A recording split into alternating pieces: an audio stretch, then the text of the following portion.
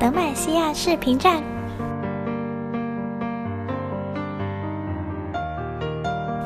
视频背景音乐、选手主播天赋符文、隐藏分查询就在最强王者组，还等什么？赶快扫描二维码关注我们微信吧。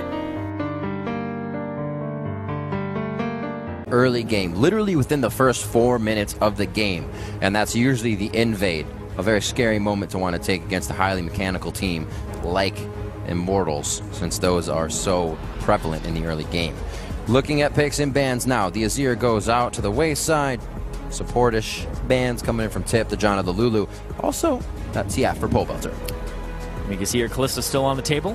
Yeah, Kalista, Gangplank, Nautilus. A lot of the things we usually see banned out here. Not as much so Nautilus recently. Yep. Corki's still all right. Corki's still up. So these are high presence champions. Corki, Poppy, Gragas, all available right now.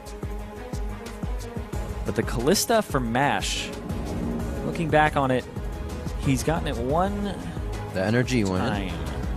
And yeah, 2 times. So 1 is a win, 1 is a loss.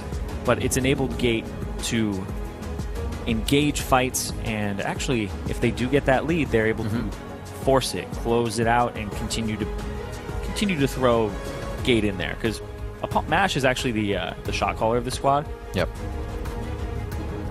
Which is actually a pretty difficult thing for an AD carry. Oh, yeah. Usually as an AD carry, you want to be able to focus. Your support is your eyes and ears for the most part of it. So he takes a pretty big burden on his shoulders with that. Pyrion already locking in the Braum, keeping MASH safe with Fang's pickup of Kalista. And wait for Prox. Actually going to be locking in the Elise, so he does decide to stick with that. They can protect Kalista pretty well here and also get a little bit of an engage out of Gate's Braum here. So we're basically going down the tier list now. Will Adrian play the new Soraka? And if he does, is he maxing Q first? There's a lot of questions that need to be answered. Jhin for Wild Turtle would be interesting. He likes to dive in. Wild Turtle has been favoring things like Lucian. And, oh man. Karma Jhin. Okay. Karma from Adrian yesterday, where he went 1, 2, and 13 on it. And Jhin for Wild Turtle. So a lot of movement speed to enable Wild Turtle. If he crits, he's going to have even more. Yeah. So double AD composition. Technically, that Karma's with him, with Huni already grabbing that Corki to go into the mid lane for Pole Belter. Technically. Yeah, that's true. It could be. So he'll have speed right out of that lane and shields if they want to try to go hard. Ahri could be locked in here on the side of Pyrion. We haven't seen too much play of that as of late. Whereas Lux's, a few other ones, LeBlanc's has been banned out, so you won't be seeing that. And this is going to be a last pick top lane for Immortals here, counter picking for Huni, which is typically what they've done to see success. Malphite. Bringing the rock back, all right. So definitely a lot of engage here. They basically have 2 Malphite ultimates within this composition now with the ultimate from Kalista and the Unstoppable Force. Yeah, and then Braum can also ultimate as well. So they have many ways to engage, pick, control some zones, both with the gravity field as well as throwing down the Braum ultimate. Victor did receive a nerf in 6.4, and that's why we've seen him fall off. His wave clear, his death ray, took a hit to its base damage, which actually affects both parts when it's upgraded as well. So his wave clear, honestly, not as effective. You have to be really ahead of the curve to even just clear out casters with the gold that you have very early on. Yep. Which was Victor's selling point. Now he has to E and then auto attack all of them down. The Mundo, is this where Huni goes back to Lee Sin top lane? Oh, there's a lot open here. He loves to play Echo into Malphite, and we've seen it before. They have quite a bit of AP if they do that, so they stick with it. No worries to them. AP in just about every lane besides that turtle one. And they are going to be coming out with a composition that says, we will be fighting you when we get the chance. He loves to play Echo into tank, so he's played it against Liquid's Maokai, and now he's going to play it into the Malphite and see if he has an advantage there. Of course, nobody else really playing that top lane Echo, but Immortals on red side are extremely dominant because Huni gets a favorable matchup. You know he's going to win that top lane based off his champion pool and what he likes to play into these matchups and knows them incredibly well. So Reignover gets to pretty much choose, what do I do with Pobelter, or do I camp this bit lane at bottom, or do I make the favorable matchup top even worse, right? Pretty much rule of thumb for junglers, if you have an advantage, you should push it. So people say don't camp a losing lane. It means go to a lane that is going to just wreck your opponent. And we'll see where Reignover chooses to go. I assume it's going to be that top lane. We usually try to punish Fang if on we that go by fight. statistics, we'll be keeping our eyes up top. So 2 teams enter, 1 team leaves, or just goes home. Vote for your favorite team to win by tweeting at LOL Esports with hashtag TIPWin or hashtag IMTWin. And we'll tally those up as we get into the matchup. Our 3rd game of the day here, Week 9, Day 2. It's kind of crazy the split has gone this fast. And we've seen teams with ups, downs. Immortals trying to get the highest win rate here. Tip trying to keep an 8th place spot alive to go into the promotion tournament and get a better matchup. We'll see what happens for both teams. We are on the Rift. Yeah, if TIP win, then they secure 8th place for themselves because Renegades and Dignitas cannot catch them. Right. And they don't have to play a tiebreaker. If Immortals win, they walk away with that record, 94.4% win rate. Highest win rate at the end of a split for North American LCS. That only falter against CLG just 2 weeks ago today. And that would make Huni and Reignover over 2 splits, only losing 1 game in the regular season. That's pretty crazy. It's insane. People talk about how volatile best of ones are and anything can happen. Well, anything can happen because they lost 1 game. That's true. Out of, what is it, 36. 35-1 in their last 2 splits in regular season play. The anything definitely if they win towards a win. It's almost a double-sided coin. Minions have spawned. They're staying very far away from any wards that could have been placed. They didn't really have knowledge of anybody entering the jungle. But both teams, again, we saw this, or seeing this, I should say, a bit more twice today, where the deep wards haven't been placed, and it's a guessing game. Yeah.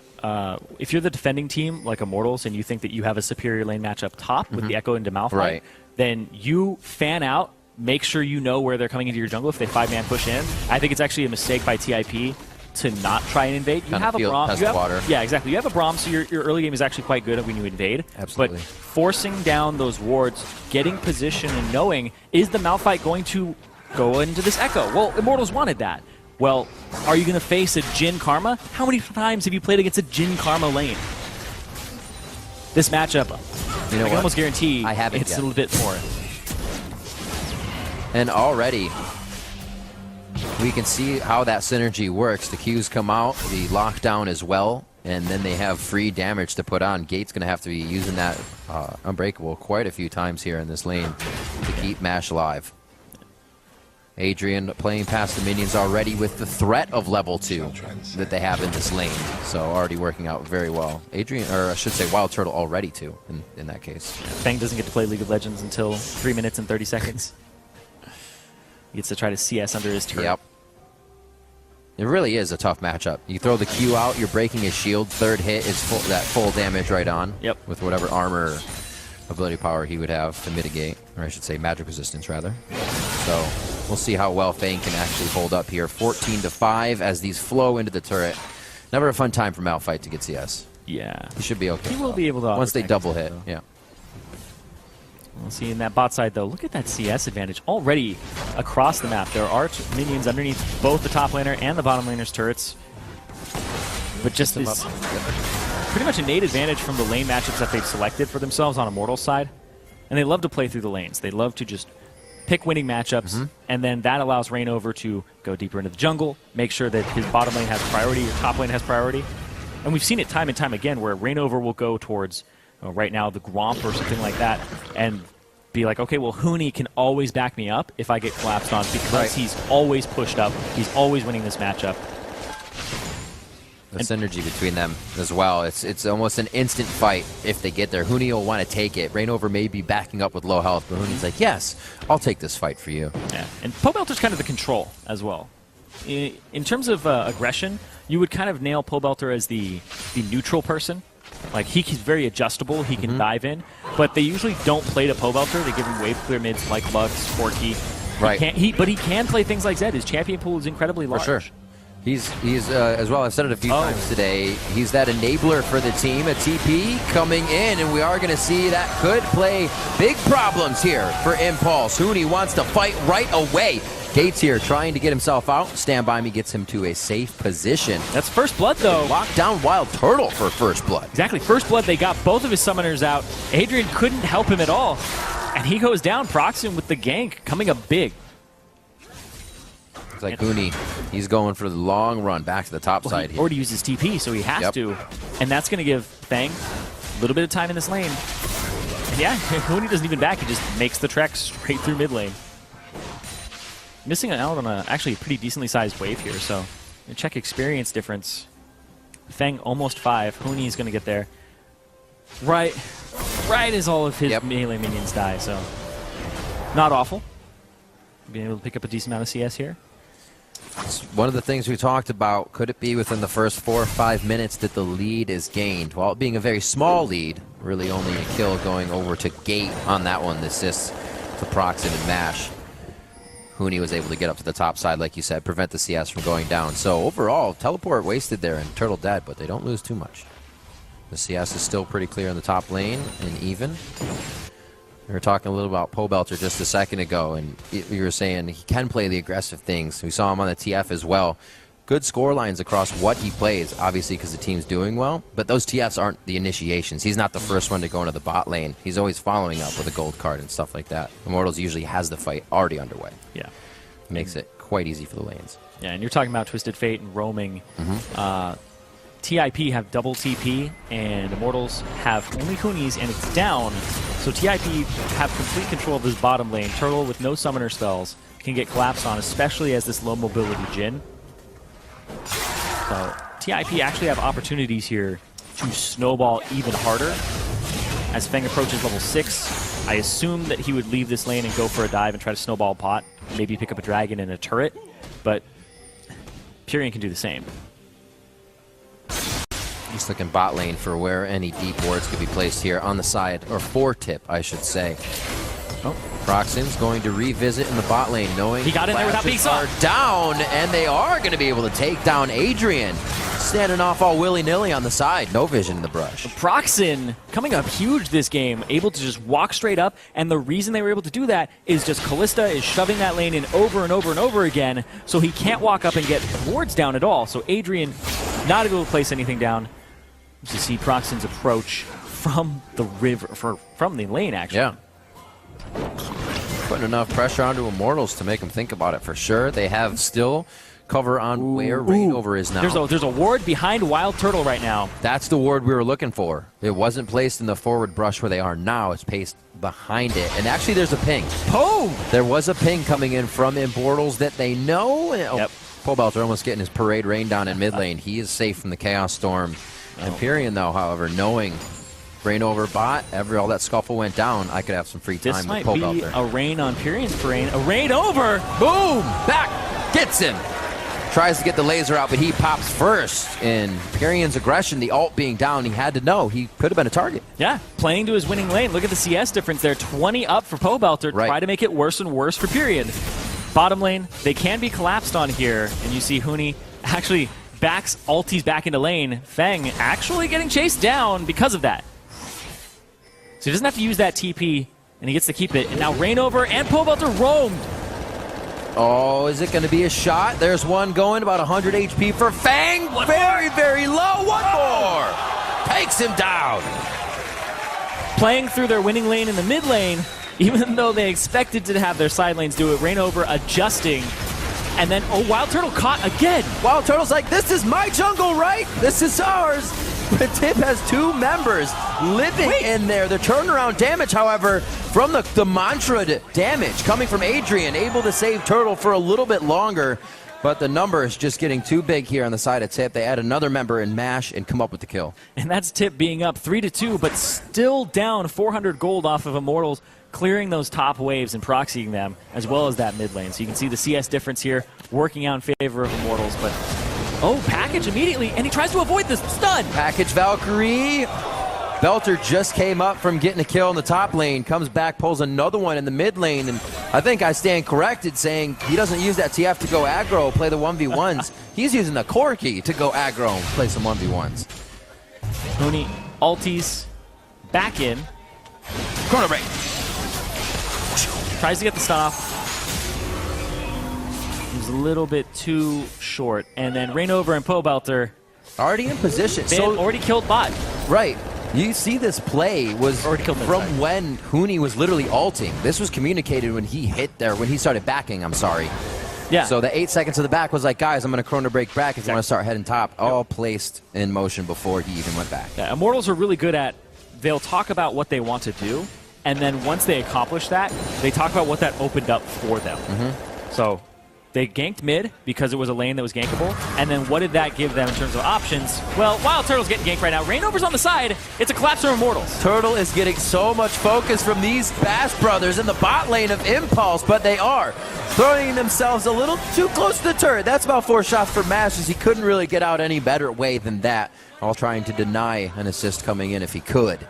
The kill goes to Mash, but they get Turtle at the same time, as Tip is loving this bot lane party. Yeah, they're definitely trying to shut down Wild Turtle and get Mash fed. The first pick, Kalista, 3-1 to 0-3 on this Jhin. They went into this matchup blind in that lane swap, or lack of a lane swap. They didn't check for it. And so Huni in that top lane gets the matchup he wants, and you can see the CS advantage there. But Mash, ulti, engages on Wild Turtle, knows he doesn't have a flash from the jungle invade they just had. Adrian walks up just in time, and his stun goes off. That's actually a canceled TP. Huni's underneath turret, and the ulti from Feng was used. And then Huni chases Feng down the lane, but doesn't get much for it. Proxin, though, looking for his 4th gank. Oh! He has flash. Is he going to follow? No. A bit of a hot Finn there. He gets out. Yeah, I see in that Wild Turtle instance, it's almost his captive audience gave him the false sense of security. He's like, I have traps all over. I'm good. Yeah, not good. Yeah, not good. Audition failed. These will see them coming. 4-4, 11.5 in on this one.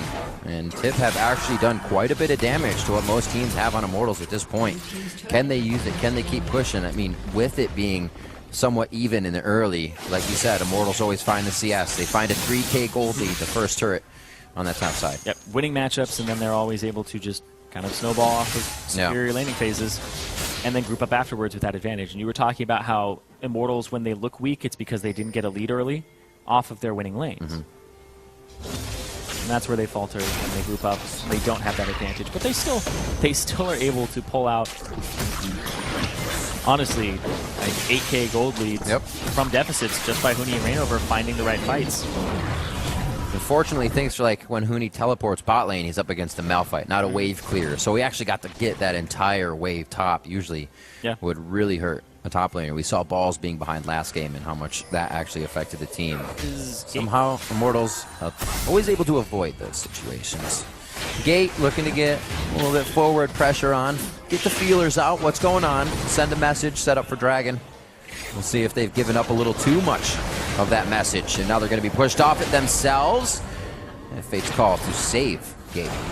So TIP, they're doing much better in this game than they were in their previous game versus Immortals in week 1. Much, much better. It would have been over in about 5 minutes from now. Where Immortals, there's been a lot of talk about, this team is 15-1, or now 16-1, but honestly, have they been looking like it's been a slightly downward trend for them? Right? Have they been falling off a little bit? They had a game where they were behind versus Renegades. They had games after that CLG loss where it was like, okay, well, is Energy going to give them a run around? Is Dignitas going to beat Immortals? Right. There's been so many scares for Immortals right now to put a 2 in that loss column, and coming into playoffs and looking a little bit weaker each week. Showing flaws to teams that they should not be showing flaws to, where it was very, very clean. And it's a mentality they kind of say, even if it's not we kind of don't take it seriously in that point, right? We didn't train as hard for that one. Even if you're kind of in that mentality and it keeps happening, then you don't know how to fix it because you really don't have the answer, and that may come in a best of 5 when you actually need all of that to come out clean and crisp. Yeah, exactly. And people will make the argument that, you know, this game doesn't really matter for Immortals since they've locked in the first seed already. Right. How hard are they really going to try? How hard are they really going to prep? Immortals performance coach Robert Yip always talks about how they will try every game as hard as they possibly can because you don't want to breed complacency with your players. You don't want them to basically say, okay, you know what, I'm content. I'm okay with this. Yeah. Right? Just always strive for a better performance. Always strive for being able to have consistency. Yeah. And Immortals, you know, like I said, it's looking a little bit worse each week, just a little bit. Right. But it's enough every time. And Wild Turtle. Wow, what a nice unstoppable force onto Adrian. They already had Turtle separated from the fight here. And here's the package from Pobelter. Is it enough, though? They focus on Fang and Prox on the backside. Huni is trying to fight the rest of the team, and they are able to assess the fight and put it in their favor. Fate's Call comes in, goes out with Gates Unbreakable up, which does save quite a bit. But Rainover's the tank under the turret. He flashes out just in time. Pobelter now. He doesn't see it enough. He wanted to kill first. The greed makes him bleed. Now it's on to Huni. Still has the ultimate up. No, he does not. That was just a shift from his phase dive. And he's good to go. Mash is out safe. Huni doesn't look like he's going for another dive, but what a back and forth catfight from down the lane and under the turret. Double TP there from TIP, using that advantage that they have from summoner spells. But Pobelter's already cheating to this side with the package, so he gets there right in the nick of time to make this fight a 4-for-4. Adrian immediately gets blown up, but they used a lot on him. The cast to separate and throw Proxton off to the side, so he has to use the repel to get back in. And then the separation there, keeping Wild Turtle alive a little bit longer, Pobelter's side. And then Huni and Pobelter are able to clean up a little bit here. But Mash with low HP, very afraid of the rockets coming through from Pobelter. The Gatling gun, almost enough. But the turret shot, a little too strong.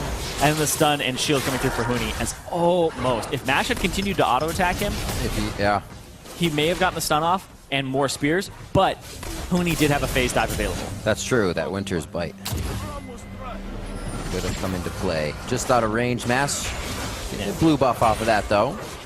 Continue to just crush down these waves in the bot lane without worry of his resource bar. A little breather now. Still 3K gold lead for Immortals. They were not able to drop that bottom turret as too many people got injured during the fight. Still looking to put their foot down, make plays, work in their favor. Huni back to the top lane. His teleport's down, so he'll look to stay there. But I wouldn't be surprised if Immortals still go for a 4 engage under the turret. It's just these members. I lied. It's going to be a 3. Pobelter's mid. Oh, nice call there. TIP, this is actually a decent amount of improvement from them because normally you would, when Huni goes roaming, he's able to just scare people off and just be there immediately. So the smite on the Wolf Camp worked out really well. Yeah, that could have been the position. But look at that. Are they going to get him anyway? They're still going to try, though. They still force him off because nobody's coming to help him. And if they are, it's a little bit too late. Whereas bot side, you can see Proxton tried to go up to help Pyrian. Yeah. Meanwhile, Rainover went bottom and made this a numbers advantage for a little bit before Proxton got back. So this turret's almost down. And an engage again. Gates not in a good spot. Adrian's going to be finalized here. The shield almost saves him, but Proxton's able to get that kill in. Curtain call comes down. They're just going to hang out and watch the show from home. Almost cheating it, bending that bullet around. I like that. Everybody just stood still because we're definitely able to underneath the turret. Cocoon on the turtle! Oh! Right over the shoulder of Rainover. He had no chance to get himself in position. And, well, Immortals thought they had the upper hand. They fall quickly to the play of Impulse. Yeah, but at the same time in the top lane, Huni is just pushing this turret down. Huni's being Huni? Fang was on the bottom side. I don't know what Fang is doing there. He's going to lose his top turret because of that. Definitely not going down slow, that's for sure. He's had quite a few caster minions here just beasting down this turret. And he almost finds Pyrian on the way out. Huni, once again, on this Echo, is always shown quite well. Oh, we went back! Goes down in that one. Oh, Huni, yeah, finally goes down. I didn't think he was going to go back in, but they went for the save onto Pobelter, or the I got your back, brother, and it didn't work out too well. Impulse, they're actually still forced to back here. You see how far Immortals was ahead in that. The lanes are pushed up past half, and even mid is just hanging out at half. Yeah, it's rather sloppy play from Immortals for what we've known them to do. Right. Because they're usually counting members and saying, all right, numbers advantage here, numbers disadvantage here. We don't know where somebody is, so you mentally count that as wherever I go, there's a numbers advantage for that person, unless I bring enough numbers. So right there, they're like, okay, 2 people are missing, and they still collapsed on 1, where they didn't know where Proxen was, and they had Fang on that side. So it was essentially a 2-on-2 in the area, and then Proxen showed up, and there's a 3-on-2 because they used so many abilities to take out Pyrion in the first place. But you look at this game and you say, okay, Immortals, you know, oh, they're getting run around the map. They're getting kind of crushed, but they're 4 turrets up to 0. Yeah. And that's where this gold lead is coming from, is that, and even the CS numbers are getting a little bit closer, except for that mid lane. So TIP, they're definitely showing good performance here and some improvement, but Immortals are still just playing the map overall better than TIP. TIP need to get these structures down and find a way to not just play team fights, but to play the map afterwards and set up the map beforehand so you can maximize what those team fights give you. Raptor's cloak for Fang as he builds himself up. And Booney still pushing down in that lane. Fang going to have to respect that on this push. Teleports are up for those laners, but Pyrion also has his. So if they do try to pop Booney with one of these, oh no, I was going to say Deep Ward, but that is actually Booney's. They have a lot of vision in this blue jungle. Might have just been that reason they went so strong on the last play that got them in trouble. When you feel like you're ahead, sometimes you make plays that kind of make you fall behind. So right now, the double TP of TIP, if it comes out again, Pobelter does have package available for the next minute. Picked it up and rushing down the mid lane. So if TIP actually delay the usage of their double TP and they try to make a play, it's actually highly advised to do so, because the last time they did, the package really saved that fight. Pobelter wouldn't have gotten there as fast because it provides out-of-combat movement speed, and then he wouldn't have been able to actually divide the fight up in the same way. 21 minutes, 4K in favor of Immortals going into this next fight in items. Across the board, that's a finalized Rod, Morello, Namakan by Huni in the top lane already. Triforce, BF Sword, even more damage for Pobelter. Here Pobelter goes.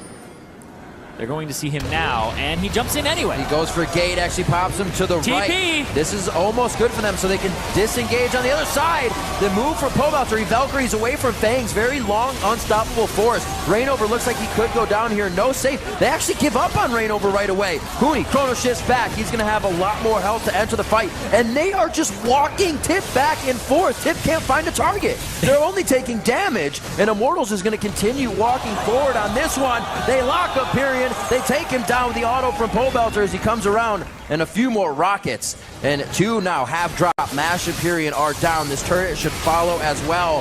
Proxen, very low mana. He's going to be locked down and taken down. No, the repel got him out. I thought he was going to fall in place and be popped, but he gets himself to safety. Still losing members left and right. Immortals have enough to take the turret down.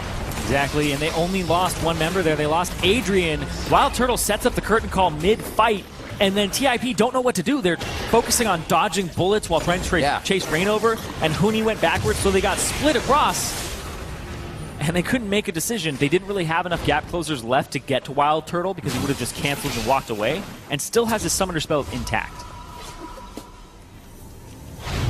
Let's watch that again. Package comes across, Gate ulties at the same time, so the knockback animation doesn't really mess him up too badly. This right here, Fang went after Pobelter. Flash, okay. When he could have actually held onto that for a bit and then used his ultimate on a cluster of people. But he forced the flash out of Pobelter. Right here, they don't have enough gap closers left. They don't have Malphite ultimate for Wild Turtle and Pobelter. They don't have Cocoon. They don't have ways to catch. And that auto attack right there follows after the flash. And yeah, that was just Wild Turtle and the rest of Immortals splitting that team up. TIP not quite using their ultimates to the best effect. So, Shrop Portal placed just inside the blue. Adrian not liking his current situation. Oh, no way! He's gonna get out! No way! the focus on that kill. He was trying to keep Turtle off of Mash, but Mash actually needed the help of just the autos as well to apply the bite, to apply more passive. And now Mash is going to be in trouble. He's lost Gate, and Mash will go down as well. And the walk-up kill is going to be in for Rainover, just not working out for Impulse here on the few plays in the bot lane. Adrian used his mantra W. It instantly heals you, and it gives you heal over time, and they weren't able to actually finalize that kill. He survives with the shield, and then he's able to pull that off. Mash doesn't get a reset on the rend either. He used it too early because Adrian's burst of HP took him off guard. Very tough when situations like that happen to stop you from solidifying a kill, because if it keeps happening, you want those more and more. And sometimes you put yourself in a very sticky situation just to get those kills. Impulse still has a chance to make a few happen on their own terms. Still looking for Fang to get a good unstoppable force. Something that splits Immortals up like Immortals have been splitting up Impulse, because these fights are always happening against 2 members of Tip and then the rest. They never have the 5 there. Exactly. So engage here. It looks like Adrian's going to go down. Right here. Almost dead, gets the heal from Turtle, and then he mantra W's right there, gets enough HP back to get another rotation on the shield. And at that point, Gate had already swapped targets because he was trying to get so much from that and get Wild Turtle on top of it. Curtain call, hits him at the tip. Mash. Throwing one down to the homies. It's admirable effort. Pour it out. Oh, Furion. There's the ultimate, but it's an ultimate when your teammate goes down. That means you're trying to fight from the back foot here, and Fang just uses the unstoppable force and gets himself out. Immortals are going to have even more pressure around objectives or around a turret, but it's going to be that objective they choose first. It's going to be the Baron here for Immortals, maximizing that kill and that chunk out on Furion. Double TP is available, but they know there's no Malphite ultimate, so Fang is eventually just an HP rock that shows up. And that's going to be 25-minute Baron for Immortals here. Back in this game, off of objective control, Tip have not gotten a dragon or a turret all game. 3-1-3 for Huni in the top lane. 26 minutes, already 3 items. Let's see this fight in mid. Pull moves around. Gate soaking up so much, he just gets crit down. And then Wild Turtle with, it's 2 kills actually. Yep. Gets the curtain call into the, No! Okay. Team blocks. All right. Wait, why did I? There we go. Okay, that's when he died. I was like, why am I going crazy over replay if he didn't die? Like, oh yeah, he got him off screen with the. There's the ultimate. With the deadly flourish. I know that one now. Very true. So Baroned up minions now pressing down the mid lane. Took Immortals a little time to get a hold on it that they can just keep pressuring. They've been being very methodic about it this game, kind of showing back where that strength comes from, where they say, we're not going to allow any team to kind of get under our skin and play, let us play any more lax. They are staying very composed this game. 2,500 on the Baron play, going up on 2,600 here. It looks like with the Siege, they're going to have to wait on that one. Yep. It's a great minion to have, but he's also a little bugger. Oh, Huni already got this turret though, so it might just be 2 inhibitor turrets going down off of this Baron in the split push from Immortals. So much pressure always comes from Immortals solo lanes. This is where they're able to really just make plays. Fate's calls, try and pull teams off, but they know now that engage is down, so they feel safe to stay on this inhibitor, and Immortals is really just using kind of scare tactics by standing there, getting Tip to blow some ultimates, getting Tip to blow some summoners as Immortals walk forward, and that's when you know you've sealed the deal. It's going to have to be a very big play by Impulse and large error by Immortals here to close this gold gap. Yeah, it's going to have to be multiple ones, or they have to wait for a very long time. It's one of those waves. Yeah, it's one of those time games. A few fights, crawl back, get your waves pushed. This is the moment where we create parallel universes where crazy stuff happens. And then sometimes it does become this one. But TIP, 13,000 gold down. Yeah. And they have 1 inhibitor left. They have minions pushing into their base. And Immortals are just looking to close out this regular season. Yep. 17-1 is their record.